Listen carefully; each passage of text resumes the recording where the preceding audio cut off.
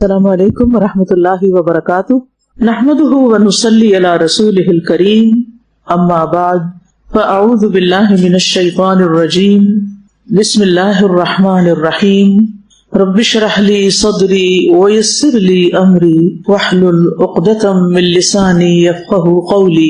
رسول اللہ صلی اللہ علیہ وسلم نے فرمایا، جس نے مجھ پر ایک مرتبہ درود بھیجا اللہ تعالیٰ اس پر 10 رحمتیں نازل فرمائے گا، اس کی 10 غلطیاں معاف کر دی جائیں گی اور اس کے 10 درجات بلند کر دیے جائیں گے۔ قال رسول اللہ صلی اللہ علیہ وسلم من صلی علی صلاۃ واحدۃ صلی اللہ علیہ 10 صلوات وحطت عنہ 10 خطیئات ورفعت له 10 درجات۔ کتنی زیادہ فضیلت ہے درود پڑھنے کی۔ ایک دفعہ درود پڑھنے سے کیا ملتا ہے؟ 10 رحمتیں آتی ہیں اور 10 غلطیاں معاف ہوتی ہیں اور 10 درجات بلند ہوتے ہیں۔ کس قدر اس کی فضیلت ہے۔ اب یہ کہ جب کوئی بیمار ہو تو اسے اس بیماری کے علاج کے لیے درود شریف کی کثرت کر دینی چاہیے۔ نبی کریم صلی اللہ علیہ وسلم پر کثرت سے درود بھیجیں۔ پہلے ہم یہ سارے درود ایک دفعہ پڑھیں گے، پھر اس کے بعد ہم درود شریف پر بات بھی کریں گے۔ اے اللہ محمد اور آل محمد پر رحمت نازل فرما۔ اے اللہ محمد پر جو نبی امی ہیں اور آل محمد پر رحمت نازل فرما۔ اے اللہ رحمت نازل فرما محمد پر اور آپ کی بیویوں پر اور آپ کی اولاد پر، جیسا کہ تو نے رحمت نازل فرمائی آل ابراہیم پر، اور اپنی برکت نازل فرما محمد پر اور آپ کی بیویوں اور آپ کی اولاد پر، جیسا کہ تو نے برکت نازل فرمائی آل ابراہیم پر، بے شک تو بہت تعریف والا ہے، خوب شان والا ہے۔ اے اللہ رحمت نازل فرما محمد پر اور آل محمد پر، جیسا کہ تو نے رحمت نازل فرمائی ابراہیم پر اور آل ابراہیم پر، بے شک تو بہت تعریف والا خوب شان والا ہے۔ اے اللہ برکت نازل فرما محمد پر اور آل محمد پر، جیسا کہ تو نے برکت نازل فرمائی ابراہیم پر اور آل ابراہیم پر، بے شک تو بہت تعریف والا خوب شان والا ہے۔ سوال یہ پیدا ہوتا ہے کہ انسان بیماری کی صورت میں درود شریف کیوں پڑھے؟ اس کے پیچھے کیا حکمت ہے؟ درود شریف ہم نماز میں بھی پڑھتے ہیں، صبح شام کے اذکار میں بھی پڑھتے ہیں، ویسے بھی پڑھتے ہیں، لیکن بیماری کے دوران کسی مریض کو خاص طور پر درود شریف کی تلقین کرنا، سب سے پہلی بات یہ کہ جو ایک بار بھی پڑھے گا اس پر اللہ تعالیٰ کی 10 رحمتیں آئیں گی، اور جب اللہ تعالیٰ کی رحمت ہوگی تو پھر کیا ہوگا؟ یعنی درود شریف اللہ سبحانہ تعالیٰ کی رحمت لانے کا ذریعہ ہے۔ انسان سوچتا ہے نا کہ میں کوئی ایسا کام کروں جس کی وجہ سے مجھ پر اللہ تعالیٰ کی رحمت نازل ہو۔ ہم سب یہ چاہتے ہیں، ہم بولتے بھی رہتے ہیں اللہ آپ پر رحمت فرمائے، رحمہ اللہ۔ تو پھر کوئی ایسا کام کرنا چاہیے کہ جس سے رحمت آئے، اور ان میں سے آسان ترین کام درود شریف پڑھنا ہے۔ اگر اللہ کی رحمت ہو گئی تو بیماری باقی رہ سکتی ہے؟ نہیں رہے گی۔ اور پھر اس میں آپ دیکھیے کہ درود شریف میں رحمت کے ساتھ ساتھ برکت کی بھی آپ نے بات پڑھی، تو جس پر رحمت اور برکت ہو جائے وہ پھر کبھی خیر سے خالی نہیں رہ سکتا، اس کی پریشانی دور ہوگی ہی ہوگی انشاءاللہ۔ اور پھر آپ دیکھیے 10 غلطیاں معاف ہو جائیں گی۔ اب ہماری بہت سی بیماریاں، ہمارے اوپر آنے والی مشکلات ہماری اپنی ہی غلطیوں کا نتیجہ ہوتی ہیں، تو جب ہماری غلطیاں معاف ہونے لگیں گی تو اس کا فائدہ کیا ہوگا؟ انشاءاللہ شفا ہوگی۔ ہم جس مقصد کے لیے پڑھ رہے ہیں درود شریف، وہ مقصد پورا ہوگا، اور پھر 10 درجات بلند ہوں گے۔ جب درجات بلند ہوں گے آپ اللہ کے قریب ہوں گے، قرب پائیں گے، اللہ کی نظروں میں اچھے انسان بنیں گے، تو انشاءاللہ اللہ سبحانہ وتعالیٰ آپ کی دعائیں سنے گا۔ تو درود شریف جو ہے یہ ایک تیر بہدف ہدف کا مطلب ہے جو آپ کا گول ہے، ٹارگٹ ہے، جہاں آپ چاہتے ہیں کہ جا کے وہ چیز لگے یا وہ چیز ہو جائے، تو یہ ایک نسخہ ہے بہترین جس کو ہم عام طور پر اگنور کر دیتے ہیں۔ قرآن مجید میں سورۃ الاحزاب میں آیت نمبر 56 اللہ سبحانہ تعالیٰ اہل ایمان کو حکم دیتے ہیں، بے شک اللہ اور اس کے فرشتے نبی پر صلات بھیجتے ہیں، درود بھیجتے ہیں۔ اے لوگو جو ایمان لائے ہو اس پر صلات بھیجو اور سلام بھیجو، خوب سلام بھیجنا، خوب یعنی زیادہ سے زیادہ۔ یہاں لفظ صلات کو ہم نے صلات سے ہی ترجمہ کیا ہے۔ صلات کا ایک مطلب رحمت بھی ہے، ذکر خیر بھی اور دعا بھی، یعنی لفظ صلات جب ہم کہتے ہیں اللہم صلی علی، تو جب اللہ تعالیٰ کی طرف منسوب ہو تو رحمت مراد ہوتی ہے۔ فرشتے اور مومنین ذکر خیر کرتے ہیں آپ کا، دعائیں کرتے ہیں. تو صلاۃ ایک بہت جامع لفظ ہے، اس لیے جب ہم نبی صلی اللہ علیہ وسلم پر صلاۃ بھیجتے ہیں تو اس کا مطلب ہے کہ اللہ سبحانہ تعالیٰ سے ہم دعا کرتے ہیں کہ اللہ تعالیٰ آپ پر رحمت نازل فرمائیں. اور جب کوئی کسی کے لیے رحمت کی دعا کرتا ہے تو اس کا کیا فائدہ ہوتا ہے؟ فرشتے اس کے لیے وہ دعا کرتے ہیں، اور فرشتے جو صلاۃ بھیجتے ہیں وہ آپ کے لیے برکت کی دعائیں کرتے ہیں. ایک اور قول کے مطابق فرشتوں کی طرف سے صلاۃ استغفار کرنا اور آپ کے لیے رحمت کی دعا کرنا ہے. اور امت جو آپ کی طرف صلاۃ بھیجتی ہے، جس کو درود کا ترجمہ کیا جاتا ہے اردو میں، تو اس کا مطلب ہے آپ کے لیے دعا کرنا. اور یہ بھی کہا جاتا ہے کہ اس کا مطلب ہے آپ کے حکم کی تعظیم کرنا، آپ کے حکم اور آپ کے جو فرامین ہیں، مثلاً احادیث ہیں، ان کی تعظیم، یعنی ان کو ایک امپورٹنس دینا اپنی زندگی میں، جو بھی آپ نے فرمایا یا جو آپ نے کیا. تو درود بیسیکلی نبی صلی اللہ علیہ وسلم کے ہم پر احسانات کا شکر ادا کرنا ہے کہ آپ نے ہمارے ساتھ بہت خیر و بھلائی کی ہے. اور یہ ایک ثابت شدہ بات ہے کہ نبی صلی اللہ علیہ وسلم نے ہمیں ایک ایسا کامل دین دیا ہے کہ جو آج تک تحریف سے محفوظ ہے، جبکہ پچھلی امتوں کی کتابیں اور ان کے احکامات جو تھے ان کے اندر تحریف ہو گئی تھی. اور یہ تاریخ کا ایک بڑا مشکل دور تھا جب آپ نے یہ کام کیا، آسان نہیں تھا، بہت مخالفتیں ہوئی تھی. آپ نے سیرت پڑھی ہوگی، بچپن سے ہی ہم پڑھتے رہتے ہیں، پہلی جماعت سے کچھ نہ کچھ شروع ہو جاتا ہے سلسلہ. تو اس میں آپ نے دیکھا ہوگا کہ سب سے پہلے مکی دور ہی آتا ہے. کتنی شدید مخالفت ہوئی تھی آپ کی، کتنی مشکلات ہوئی تھی. یہ یعنی ایک مشکل ترین مشن تھا، اور اس میں آپ کے ساتھی، آپ کے صحابہ، آپ کے خاندان نے ہر وہ قربانی پیش کی جو اس کام کو مکمل کرنے کے لیے ضروری تھی.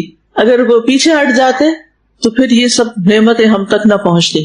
اس میں اللہ کے رسول صلی اللہ علیہ وسلم نے تو خیر سب سے زیادہ قربانی کی، لیکن جو آپ کے ساتھی تھے اور جو آپ کے اہل خانہ تھے انہوں نے بھی بہت اذیتیں برداشت کی. تو اس لیے جب ہم درود بھیجتے ہیں تو پھر کیا کرتے ہیں؟ آل محمد بھی کہتے ہیں، ازواج بھی کہتے ہیں، اصحاب بھی کہتے ہیں، ذریت بھی کہتے ہیں. ان سب کے لیے ہم دعائے رحمت کیوں مانگتے ہیں؟ کس وجہ سے؟ کہ ان سب نے بہت قربانیاں کی تھی. کس لیے؟ دین کی حفاظت کے لیے، دین کو لوگوں تک پہنچانے کے لیے. اور الحمدللہ ہم سب بھی اسی سلسلے کی ایک کڑی ہیں. یعنی آپ کی امت جو ہے اس کی بھی یہی ذمہ داری ہے، اور اس میں الحمدللہ بہت سے لوگ ایسے کام کر رہے ہیں. تو جو بھی یہ کام کرے گا وہ اللہ کی رحمت کا مستحق بن جائے گا.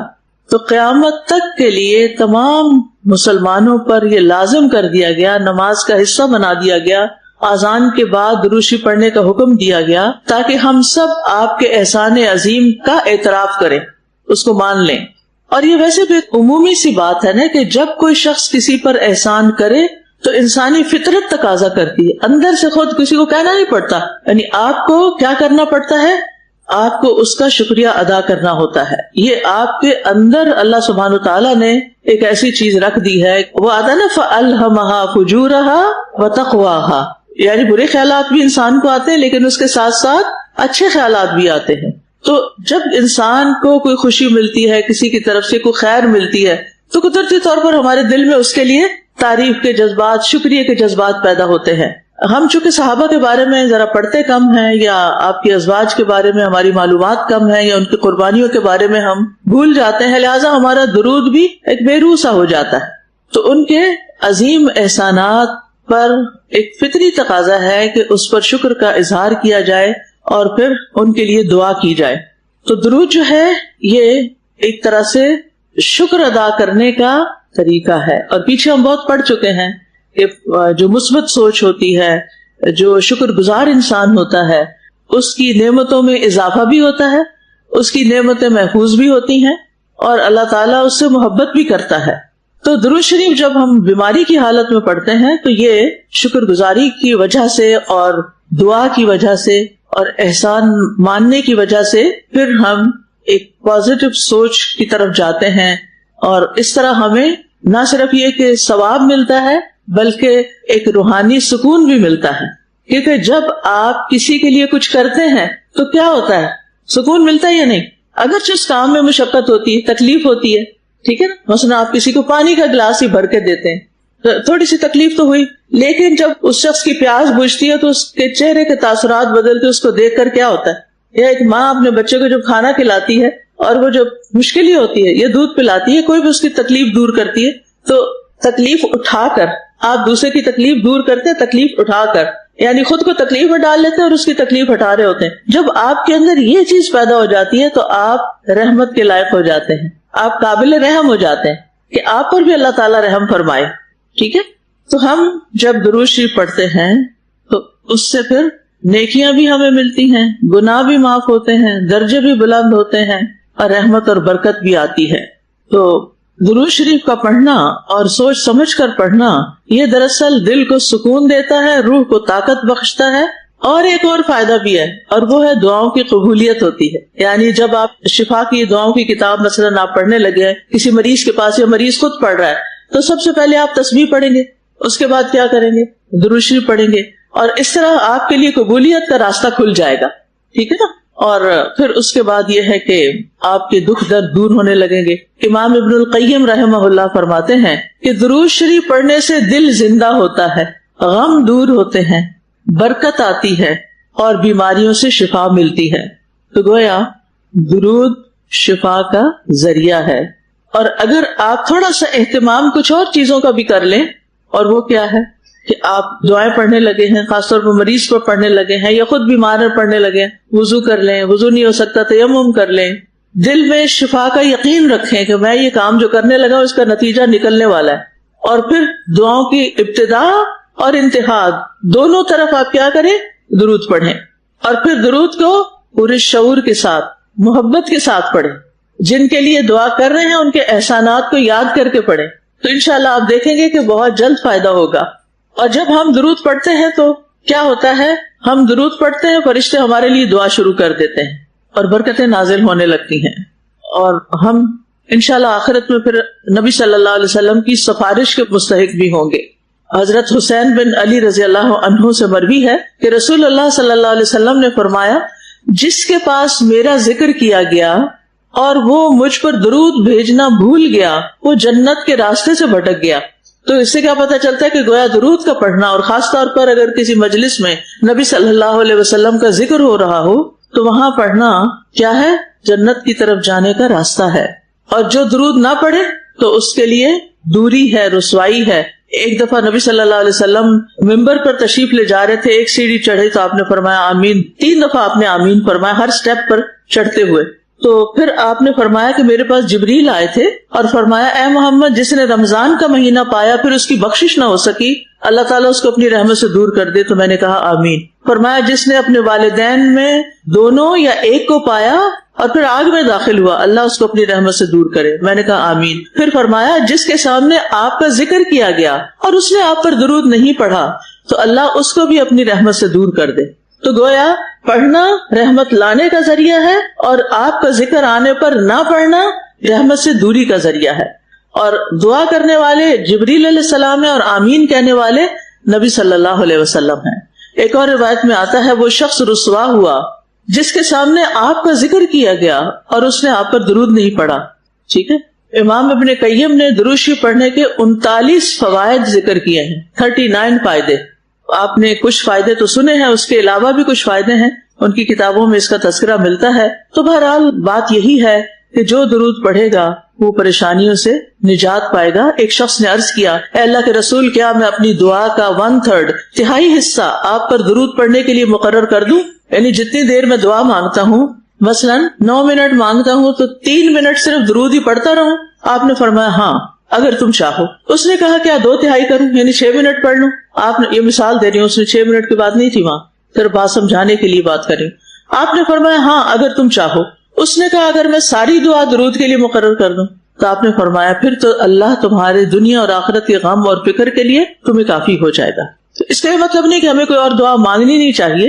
یہاں یہ واقعہ اس لیے بیان کیا گیا ہے تاکہ لوگوں کو درود شریف پڑھنے کا فائدہ معلوم ہو، کہ جو شخص اس کا اہتمام کرے گا وہ غموں سے نجات پا جائے گا، پریشانیوں سے نجات پا جائے گا۔ امام ابن تیمیہ کہتے ہیں یہ انتہا ہے جس کے ساتھ انسان اپنے لیے نفع اور خیر طلب کرتا ہے اور نقصان سے بچ سکتا ہے، کیونکہ دعا میں مطلوب کا حصول اور خدشے والی چیز کو دور کرنا طلب کرنا ہوتا ہے، یعنی وہ طلب ہوتی ہے ہماری کہ ہمیں خیر ملے اور شر ہم سے دور ہو جائے۔ اور پھر آپ دیکھیے کہ صرف گن گن کے درود نہیں پڑھنا چاہیے، بلکہ چلتے پھرتے اٹھتے بیٹھتے جب بھی خیال آئے آپ درود پڑھ سکتے ہیں. اور بیماری میں تو اور کوئی کام کرنا نہیں ہوتا تو اس وقت زیادہ سے زیادہ اہتمام کیا جائے. اور ویسے بھی ہم بارہا یہ بات کر چکے ہیں کہ دعا پڑھنا، ذکر کرنا، تسبیح پڑھنا، تحمید پڑھنا، تکبیر پڑھنا، اللہ کی بڑائی بیان کرنا، یہ ساری کی ساری چیزیں انسان کی ذہنی اور جسمانی صحت پر مثبت اثر ڈالتی ہیں. یہ سارے اذکار انسان کے لیے شفا کا ذریعہ بنتے ہیں، کیونکہ ان اذکار کے ذریعے انسان کو جو سکون اور سکینت حاصل ہوتی ہے اس سے انسان کے ذہنی دباؤ میں کمی واقع ہوتی ہے. انسان ریلیکس ہونے لگتا ہے، اس کا امیون سسٹم اسٹرانگ ہونے لگتا ہے. اور پھر ریسرچ یہ بھی کہتی ہے، یہ ہارورڈ یونیورسٹی کی ریسرچ ہے، کرنے والا اس کا نام بینسن ہے. وہ کہتا ہے کہ روزانہ مخصوص الفاظ یا جملے دہرانے سے، ریپیٹ کرتے رہنے سے دماغ میں ریلیکسیشن رسپانس پیدا ہوتا ہے جو بیماریوں کی شدت کو کم کرتا ہے. اب یہ تو ہمارے دین نے ہمیں سکھایا یہ 3 دفعہ پڑھ لو، یہ 33 دفعہ پڑھ لو، یہ 100 دفعہ پڑھ لو، یہ 7 دفعہ پڑھ لو. تو ان لوگوں تو اب ریسرچ سے بات پتہ چل رہی ہے، اور ہمارے لیے تو ہمارے نبی نے بہت پہلے یہ چیزیں ہمیں دے دی تھی. یہ نعمتیں ہیں، یہ علم نعمت ہے جو ہمیں قرآن و سنت کے ذریعے ملا. اور پھر آپ دیکھیے کہ ہمیں یقین نہیں نا، اس لیے ہم اس سے فائدہ نہیں اٹھاتے. ہاں، اگر ہارورڈ یونیورسٹی کا کوئی شخص کہے گا کہ روزانہ یہ کام کرو گے تو تمہیں کچھ ملنے والا، تو ہمیں یقین آ جائے گا. کتنی عجیب بات ہے نا. اللہ اور اس کے رسول صلی اللہ علیہ وسلم کی بات پر اس سے زیادہ یقین ہونا چاہیے، اور ایمان تقاضا بھی اسی چیز کا کرتا ہے. یاد رہے گی یہ بات انشاءاللہ. وَمَنْ أَصْدَقُ مِنَ اللَّهِ حَدِيثًا، اللہ سے بڑھ کر کسی کی بات سچی نہیں، اور الصادق الامین سے بڑھ کر کسی کی بات سچی نہیں. بس یقین بڑھانے کی ضرورت ہے. اسی طرح یونیورسٹی آف کیلیفورنیا کی ایک ریسرچ کے مطابق ڈپریشن، بے-چینی اور درد کی شدت شکر گزاری اور روحانی رویوں سے کم ہو جاتی. یعنی جو شخص شکر گزار ہوتا ہے، اور روحانی رویے سے مراد یعنی کوئی روحانی طریقے کچھ پڑھنے کے، اور یعنی ریلیجس کی بجائے انہوں نے نا آلٹرنیٹ ٹرمز استعمال کر لی ہیں.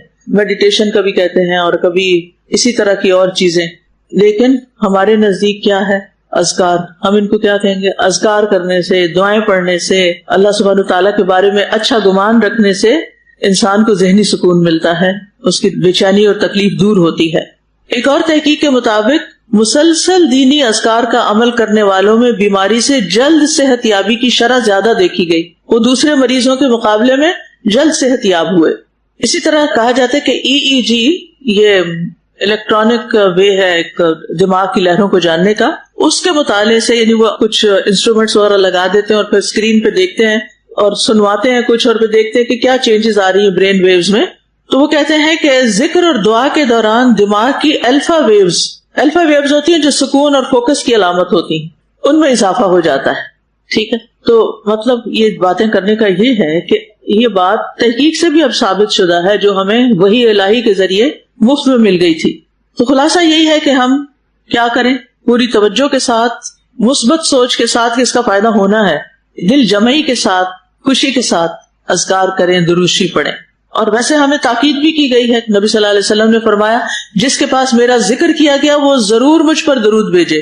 لیکن کچھ لوگ نبی صلی اللہ علیہ وسلم کا ذکر کرتے ہیں تو پھر نبی سلم کہہ دیتے ہیں. کیا ایسا کہنا چاہیے؟ نہیں، پورا درود پڑھنا چاہیے صلی اللہ علیہ وسلم. یہ پورا درود ہے، پوری دعا ہے، کمپلیٹ سینٹنس ہے. اسی طرح اللہم صلی وسلم وبارک علی محمد، اس میں صلاۃ بھی، سلام بھی اور برکت کی دعا بھی تینوں آ گئے. جملہ چھوٹا سا ہے، ایسے بھی پڑھ سکتے. عام طور پر مقرر حضرات خطبوں میں بھی پڑھتے ہیں اس کو، اور ویسے بھی دعائیں پڑھنے سے پہلے اس کو پڑھا جائے گا، اور خصوصاً اذان سننے کے بعد بھی اس کا اہتمام کرنا چاہیے. دنوں میں جمعے کا دن اور رات دونوں اس کام کے لیے مخصوص ہیں. نبی صلی اللہ علیہ وسلم نے فرمایا جمعہ کے دن اور رات کو کثرت سے مجھ پر درود پڑھا کرو. اور دوسری روایت میں آتا ہے مجھ پر جمعے والے دن کثرت سے درود پڑھا کرو، کیونکہ ابھی میرے پاس جبریل علیہ السلام اپنے رب عز و جل کے پاس سے آئے تھے کہ اللہ تعالیٰ نے فرمایا کہ روئے زمین پر جو مسلمان بھی آپ پر ایک بار درود پڑے گا تو میں اور میرے فرشتے اس پر 10 بار رحمت کریں گے. یعنی اللہ تعالیٰ رحمت بھیجیں گے اور فرشتے رحمت کی دعا کریں گے. ٹھیک ہے، اس لیے مختلف مواقع پر درود کا اہتمام کرنا چاہیے. امام سفیان ثوری کہتے ہیں اگر حدیث پڑھنے والے کو کوئی اور فائدہ نہ بھی ہو تو اس کو یہ فائدہ ضرور حاصل ہوتا ہے کہ وہ رسول اللہ صلی اللہ علیہ وسلم پر درود بھیجتا رہتا ہے. جب تک وہ حدیث کی کتاب پڑھتا رہتا ہے اس پر اللہ کی رحمت نازل ہوتی رہتی ہے. جب تک آپ حدیث کی کتاب پڑھتے رہتے ہیں آپ پر اللہ کی رحمت نازل ہوتی رہتی ہے.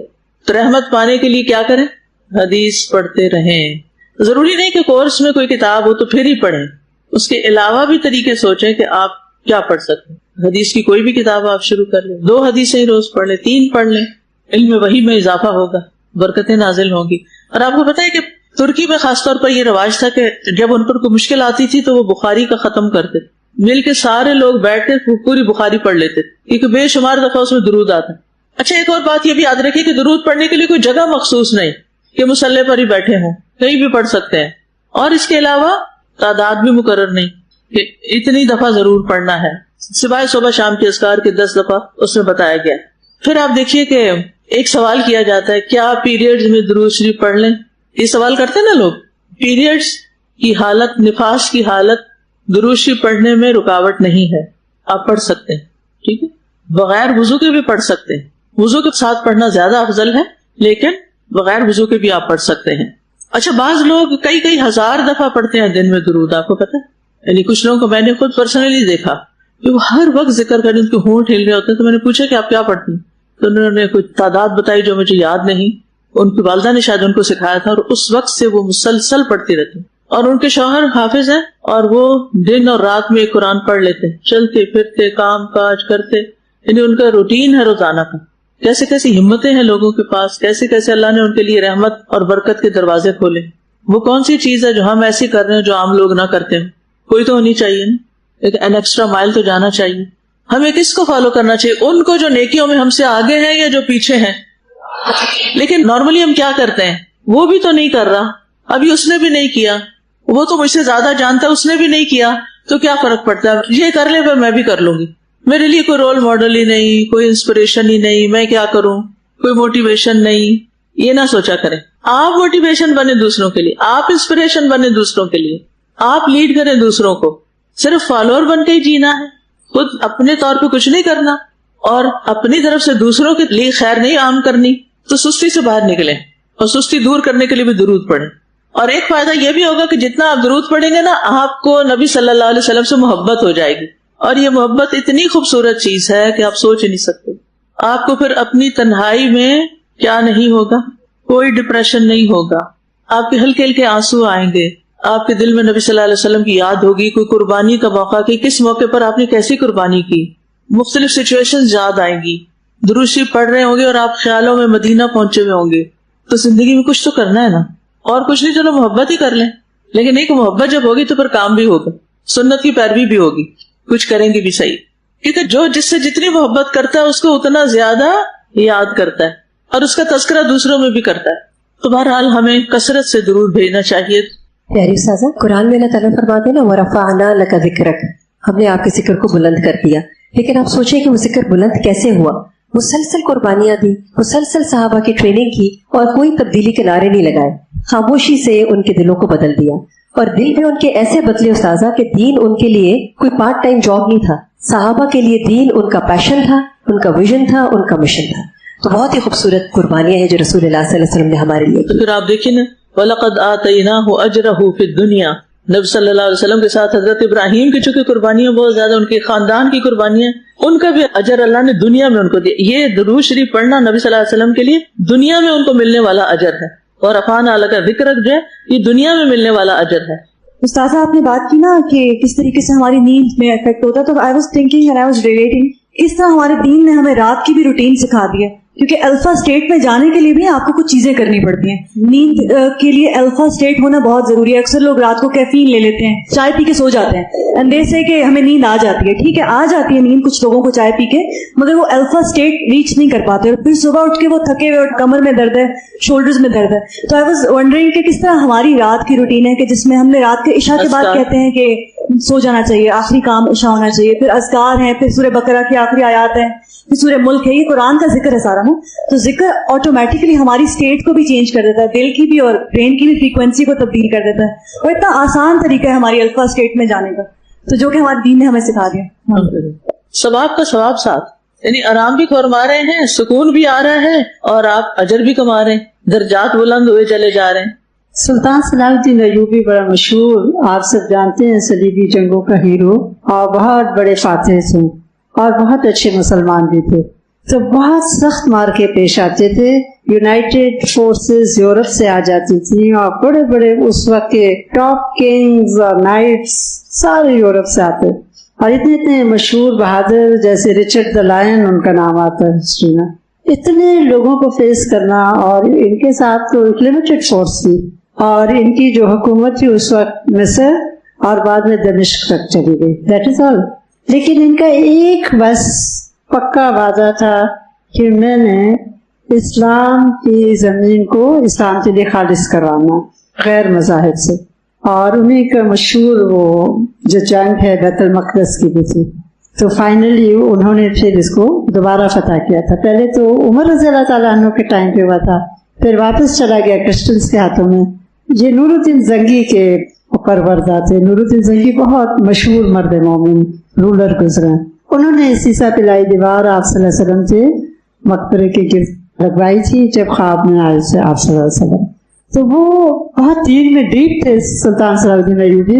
اینڈ جب میدان جنگ کا مارکا شروع ہونے والا ہوتا تھا اور دشمنوں کی صفیں آمنے سامنے آ جاتی تھی اور بہت ٹف مقابلے تھے، تو یہ صفوں کے بیچ میں جا جا کے کہتے تھے مجھے حدیث سناؤ، اس وقت کہتے تھے مجھے حدیث سناؤ، اور جنگ شروع ہونے والی ہے، اور آپ جانتے ہیں کہ کیا وہ ڈیفیکلٹ ٹائمز تھے، اور ان کا پکا یقین تھا کہ حدیث کی برکت سے اللہ تعالیٰ مجھ کو فتح یاب کرے گا، اور پھر رو رو کے سپاہیوں کو کہتے تھے یا للاسلام، پہلے حدیث سنتے اور پھر ان کو ابھارتے، جذبے ابھارتے اپنے سپاہیوں کے کہ اسلام کے لیے آگے بڑھو۔ تو الحمدللہ ان کی ہسٹری پڑھنے کے قابل ہے، اور ان کے مارکوں میں ڈیفینیٹلی ایک روحانی فورس ہے جو ان کو سپورٹ دیتی ہے۔ بالکل، وَمَن نَّصْرُ إِلَّا مِنْ عِنْدِ اللَّهِ۔ ہمیں جب کوئی مشکل پیش آتی ہم کیا کرتے ہیں؟ اس کو فون کر لیں، اس سے باتیں کر لیں، اس کے آگے رونا رو لیں۔ آپ کو وہ حدیث یاد ہے کہ جو شخص اپنی حاجت بندوں کے سامنے پیش کرتا ہے وہ کیا ہوتا ہے؟ اللہ تعالیٰ اس کو بندوں کے حوالے کر دیتا ہے۔ سب سے پہلے کیا کرنا چاہیے؟ اللہ کی طرف رجوع، اللہ کی طرف جانا چاہیے، اور پھر اس کے بعد آپ دیکھیں کہ اللہ تعالیٰ آپ کے لیے رستے کھولے گا، اسباب پیدا کرے گا، آپ مشورہ کریں گے لوگوں سے، کئی چیزیں پھر انسان ایفرٹس کرتا ہے ساتھ، کیونکہ رزق تو اللہ دیتا ہے مگر کوشش بندے کو کرنی پڑتی۔ اور اس کی آپ دیکھیں سادہ سی مثال کیا ہے کہ بچہ جب پیدا ہوتا ہے تو اس کا رزق ماں کے سینے میں اترتا ہے، تو کیا ایسے ہی وہ اس کے منہ میں چلا جاتا ہے؟ کیا کرنا پڑتا ہے بچے کو؟ بہت اسٹرگل کرنی پڑتی ہے، اور دودھ چوسنے میں بہت مشقت ہوتی ہے۔ وہ بوٹل کا دودھ نہیں ہوتا کہ وہ اکٹھا بھرا ہوا ہے کہیں، اور وہ تو رگ رگ سے کھینچ کے آ رہا ہوتا ہے، اور وہ سخت کرتا ہے، اور پھر اس کے بعد اس ماتھے میں پسینہ آ جاتا ہے، اور ماں بھی مشقت، اور یعنی ایک پوری اسٹرگل ہوتی ہے، ایک مرحلہ ہوتا ہے۔ ولادت کا مرحلہ الگ ہوتا ہے، دودھ پلانے کا ایک الگ ہی قصہ ہوتا ہے۔ اللہ سبحانہ تعالیٰ نے تو انسان کو مشقت میں پیدا کیا ہے نا، تو محنت کے بغیر تو کچھ نہیں۔ اسباب تو اختیار کرنے ہیں، لیکن اس کے ساتھ کیا کرنا ہے؟ اللہ تعالیٰ سے مدد مانگنی، اللہ کی طرف رجوع کرنا ہے۔ اب درود شریف پکا کر لینا، آپ کہیں گے اتنی ساری چیزیں پکی کراتی جا رہی ہیں، اس کے بعد باقی دعائیں آپ پھر جیسے جیسے ضرورت ہو تو آپ پڑھتے جائیں، لیکن تسبیح اور درود شریف، اللہ تعالیٰ کی حمد و ثنا اور درود شریف، یہ تو زندگی کا لازمی جز ہو جانا چاہیے۔ یہ چیزیں بائی چانس نہیں ہوتی، ان کے پیچھے بھی کوئی دعا ہوتی ہے، کوئی تمنا ہوتی ہے، کوئی تڑپ، کوئی شوق اور کوئی جذبہ ہوتا ہے کہ یہ چیز ہمیں نصیب ہو جائے۔ اپنے جو شوق ہے نا اور جذبے ہیں، یعنی کیا زندگی میں پیشن کے بغیر تو انسان مردہ ہے، کچھ نہ کچھ شوق ضرور ہونے چاہیے، لیکن افسوس کہ ہمارے شوق دنیا کی گھٹیا چیزوں تک رہ گئے۔ اپنے آپ سے سوال کریں، مجھے سب سے زیادہ کس چیز کا شوق؟ کوئی آپ سے پوچھے، رینڈم پوچھ لے، کیا شوق ہے آپ کا؟ حضرت عمر رضی اللہ عنہ اپنے صحابہ سے اس طرح کے سوال کیا کرتے تھے کہ اپنی کوئی تمنا بتاؤ، کوئی شوق بتاؤ، اور وہ شوق بھی صحابہ کے دیکھنے والے تھے کہ کیسے کیسے شوق تھے۔ اور یہ چیز تو یہ جو حدیث پڑھنے والی بات ہے نا، یہ بڑی یاد کرا دی آپ نے الحمدللہ۔ میں جو پی ایچ ڈی کر رہی تھی تو اس میں ایک میں نے یہ واقعہ پڑھا تھا کہ صلاح الدین ایوبی باقاعدہ محدثین کی مجلس میں جا کے خود بیٹھ کے، یعنی بادشاہ ہوتے ہوئے خود جا کے حدیث کی مجلس میں بیٹھ کے حدیث سنا کرتا تھا۔ ایک تو نا جنگ کے موقع پر کہتا تھا اور سناؤ مجھے، اور ایک یہ کہ جب عام حالات ہوتے تھے تو مجالس حدیث میں حاضر ہوتا تھا۔ یعنی انسان ایسے مقام پر پہنچ جائے جہاں اتنی عزت ہو اس کی، اور پھر اتنی عاجزی کہ علم کی مجلسوں سے محبت اور علم کی مجالس میں بیٹھنے کا شوق، اور وہ بھی حدیث کی مجالس. اور اس چیز کو پرسنلی میں نے ایکسپیرینس کیا. میں نے جب بھی حدیث پڑھائی میرے اندر ایک عجب طرح کی خوشی اور اطمینان اور سکون اور ایک ناقابل بیان میری کیفیت ہو جاتی. یعنی قرآن مجید پڑھنے سے ایک اپنی الگ سکینت ہوتی ہے، لیکن حدیث پڑھنے کی ایک اور ہی خوشی ہوتی ہے. ابھی لیٹلی میں نے جو ریاض الصالحین پڑھائی ہے تھورولی انجوائے کیا ہے. تو اپنی زندگی میں حدیث شامل کر لیں. ٹھیک ہے، یہ چھوٹی چھوٹی کتابیں ہیں ہمارے پاس حدیث کی، 100 احادیث اور قال رسول اللہ، حسن اخلاق، اور بھی اس کے علاوہ آپ دیکھیں اور اداروں کی بھی اچھی حدیث کی کتابیں ہوں گی، بچوں کے لیے بھی حدیث کی کتابیں ہیں. تو آپ کے مطالعے میں کوئی نہ کوئی چیز رہنی چاہیے اس میں سے. بلکہ آپ ایسے کریں کہ وہ حدیث کی کتاب لے لیں اور اپنے گھر میں اپنے گھر کا سرکل کریں، اپنے بچوں کے ساتھ، اپنے بہن بھائیوں کے ساتھ، اپنے والدین میں سے کسی کے ساتھ ہر روز مل کے ایک حدیث پڑھ لیں. پتہ نہیں کتنی آفتیں دور ہو جائیں جو ہمیں پتہ بھی نہ ہو. اور انشاءاللہ اب ایک کورس نیا لانچ کیا جا رہا ہے، قراءۃ الحدیث. کیونکہ یہ حدیث کی قراءت، ایک تو نا قرآن مجید کی قراءت وہ الگ علم ہے، اور ایک ہوتا ہے حدیث کی قراءت. اس میں بہت ٹیکنیکلٹیز تو نہیں ہے، لیکن ابھی تک مدارس میں اور پہلے زمانے میں بھی محدثین جو تھے یا خود پڑھتے تھے، قراءت کرتے تھے، یا پھر ان کو پڑھ کے سنائی جاتی تھی. یعنی حدیث کو باقاعدہ اچھی آواز میں، بلند آواز میں اور اچھے طریقے سے پڑھنے کا مسلسل ایک رواج رہا ہے. اور اس سنت کو انشاءاللہ ہم زندہ کرنے جا رہے ہیں کہ ہمارے طالبات کو حدیث کی عربی پڑھنا آئے. یہ علم کا ایک بنیادی حصہ ہے، اس کے بغیر آپ علم والے نہیں کہلا سکتے، آپ سچے طالب علم نہیں ہیں. اگر آپ حدیث پڑھا رہے ہیں، خالی ترجمے پڑھا رہے ہیں تو بات نہیں بنتی. عربی حدیث پڑھنی آنی چاہیے. ٹھیک ہے نا؟ تو انشاءاللہ ابھی تو آپ ظاہر قرآن پہ فوکس کیے ہوئے ہیں یا تجوید پہ فوکس کیے ہوئے ہیں، لیکن اس کے بعد جب حدیث کورس جو لوگ ہیں اس وقت حدیث کورس میں، یا پھر یہ کہ آئندہ انشاءاللہ جو لوگ کریں گے، تو یہ صرف کورس کی حد تک نہ رہے بلکہ زندگی کا ایک حصہ بن جائے. حدیث جو ہے وہ حکمت ہے، اور نبی صلی اللہ علیہ وسلم نے یہ حکمت سکھائی ہے. حکمت کیا ہوتی ہے کہ انسان زندگی میں کسی معاملے کو کس طرح کرے، کسی کام کو کیسے انجام دے، لوگوں سے ڈیل کرنے کا طریقہ، اپنے آپ کو سمجھنے کا ذریعہ، بے شمار انگنت فوائد ہیں. چلیے درود پڑھتے ہیں ہم. اے اللہ محمد اور آل محمد پر رحمت نازل فرما. اللہم صلی علی محمد. ابن الاسیر ہیں جن کی کتاب النہایہ ہے، وہ اس میں لکھتے ہیں اس کا مطلب ہے محمد صلی اللہ علیہ وسلم کو دنیا میں عظمت عطا فرما، ان کے ذکر کو بلند کر کے اور ان کی دعوت کو غالب کر کے ان کی شریعت کو باقی رکھ کر، یعنی اس کو قائم و دائم رکھ. تو صلی علی محمد کا کیا مطلب ہوگا کہ آپ کو عظمت بھی ملے، بلندی ملے، آپ کا ذکر بلند ہو، آپ جو پیغام لے کر آئے وہ سارے ادیان پر غالب ہو، آپ کی شریعت باقی رہے اور آپ کا ذکر خیر بھی باقی رہے، اور آخرت میں ان کی امت کے بارے میں ان کی سفارش کو قبول کر کے ان کے اجر و ثواب کو دگنا کر دے. ایک اور قول یہ ہے کہ جب اللہ تعالیٰ نے ہمیں حکم دیا کہ ہم آپ پر صلاۃ پڑھیں اور ہم اس کی واجب مقدار تک نہیں پہنچ سکتے تھے تو ہم نے اس کو اللہ تعالیٰ کے حوالے کر دیا.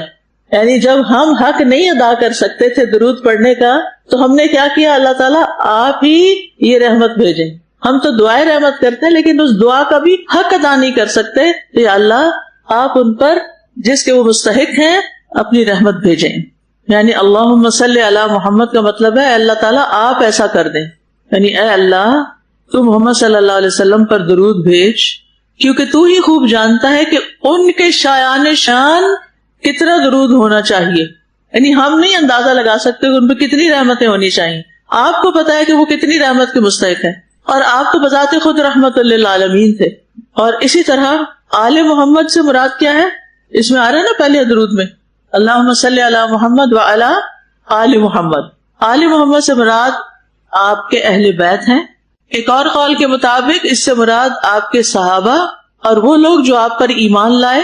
اور لغت کے اعتبار سے آل کا لفظ ان تمام پر آتا ہے، آپ کے اہل بیت پر بھی اور آپ کے صحابہ پر بھی اور آپ پر ایمان لانے والوں پر بھی. یعنی عموماً آل کا مطلب ہوتا ہے انسان کے اہل و عیال، اس کے فالوورز، اس کے دوست وغیرہ، یعنی جو اس سے متعلقین ہیں. اور یہ ایسے موقع پر استعمال ہوتا ہے جہاں عزت و شرف کو ظاہر کرنا مقصود ہوتا ہے، یعنی خاص قسم کے لوگوں کے ساتھ آل کا لفظ لگتا ہے. آپ نے لفظ آل الشیخ سنا؟ نہیں سنا؟ کتاب التوحید کا پتہ کس کی لکھی ہوئی؟ نہیں پتا. محمد بن عبد الوہاب کی، جن کے ماننے والوں کو لوگ کیا کہتے ہیں، یہ سب کو پتا ہے، یہ اچھی طرح پتا ہے. وہابی کا پتا ہے اور محمد بن عبد الوہاب کا نہیں پتا. ان کا نہیں پتا نا، اسی لیے پھر وہ وہابی کو برا سمجھتے ہیں. اگر ان کا پتا چل جائے کہ انہوں نے کیا کیا اور وہ کون تھے تو وہابی لفظ کی نفرت آپ کے دل سے نکل جائے. ان کے جو آل اولاد ہے نا اس کو آل الشیخ کہتے ہیں، اور یہ پورا کنبہ قبیلہ ہے سعودی عرب میں. اور جس بندے کے نام کے ساتھ آل الشیخ لگ جاتا ہے نا اس کو بہت عزت دی جاتی ہے. پھر یعنی کہیں بھی اگر کسی دفتر میں کوئی جائے اور اپنا کارڈ دکھائے نام کے ساتھ آل الشیخ لگا ہوا ہے تو وہ اس کو رسپیکٹ دیں گے. تو آل کا لفظ جب کسی خاص شخصیت کے ساتھ لگتا ہے تو وہ دراصل اس کو فلاں کی آل، یعنی آپ اس سے تعلق رکھتے ہیں، آپ اس کی آل ہیں. تو ہم آل شیخ تو نہیں، لیکن کیا ہیں؟ آل محمد صلی اللہ علیہ وسلم.